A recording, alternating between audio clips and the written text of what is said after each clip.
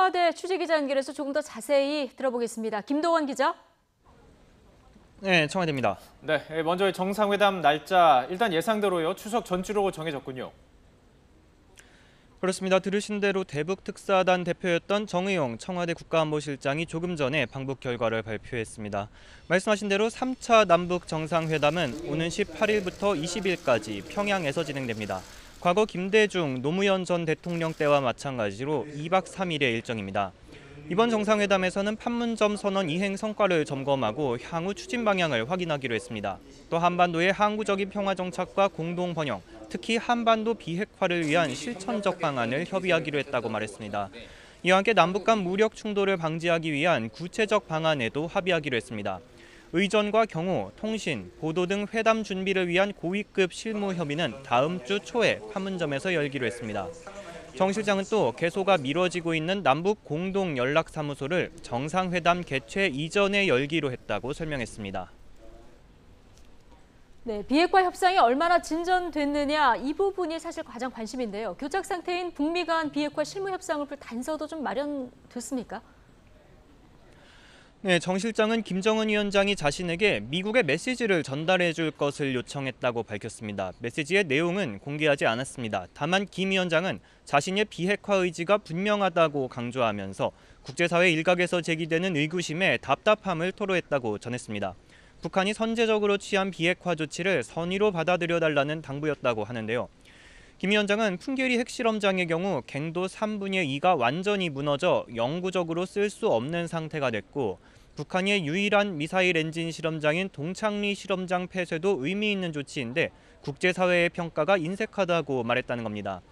그러면서 이런 선제적 조치에 상응하는 조치가 이뤄진다면 보다 적극적인 비핵화 조치를 계속할 수 있다는 의지를 강하게 밝혔다고 정 실장은 설명했습니다. 종합해보면 미국이 요구하는 것처럼 핵물질이나 시설 목록을 먼저 제출할 수는 없지만 종전선언과 같은 상응하는 조치가 이뤄진다면 가능하다는 의미로 해석이 됩니다. 김 위원장은 자신의 비핵화 결정이 옳은 판단이라고 느낄 수 있는 여건이 조성되길 바란다고 말했다는 게 정 실장의 말입니다. 자, 김 위원장이 답답한 마음을 밝혔다고 하는데 트럼프 대통령에 대한 신뢰는 아직 남아있다고요? 그렇습니다. 트럼프 대통령에 대한 자신의 신뢰는 변함이 없다고 분명히 밝혔다고 합니다. 김 위원장이 자신의 참모는 물론 누구에게도 트럼프 대통령에 대해 나쁜 얘기는 한 번도 하지 않았다고 강조했다고 하는데요. 그러면서 트럼프 대통령의 첫 임기 안에 비핵화를 실현하고 북미 간 적대 관계를 청산하고 싶다는 입장을 밝혔습니다.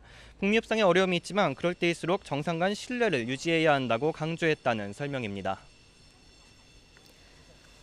네, 남북이 합의한 연내 종전선언 추진 전망은 어떻습니까? 일각에서는 종전선언을 하면 주한미군 철수를 요구할 거라는 의구심도 있었는데요. 여기에 대한 대답도 있었죠? 네, 김 위원장은 그런 우려대에 전혀 아니라고 선을 그었다고 정 실장은 발표했습니다. 한미동맹이나 주한미군 철수는 종전선언과 전혀 상관없는 것 아니냐는 입장을 김 위원장이 밝혔다는 겁니다.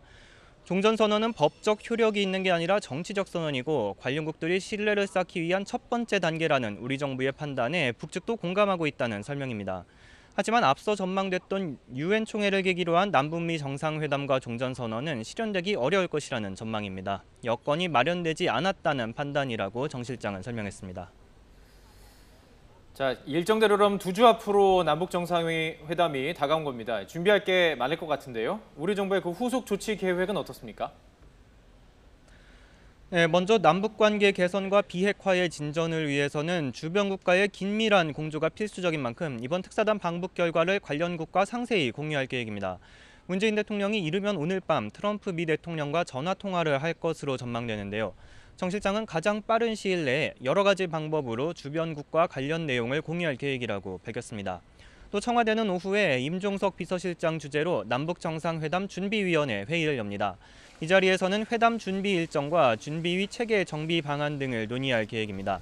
이번 준비위에는 기존 참석자 외에 도종환 문화체육부 장관, 김현미 국토교통부 장관, 김재현 산림청장이 추가로 참석합니다. 판문점 선언에서 합의한 철도 산림 분야 협력을 구체화할 방안을 이번 남북 정상회담에서 논의하기 위한 조치로 해석됩니다. 지금까지 청와대에서 YTN 김도원입니다.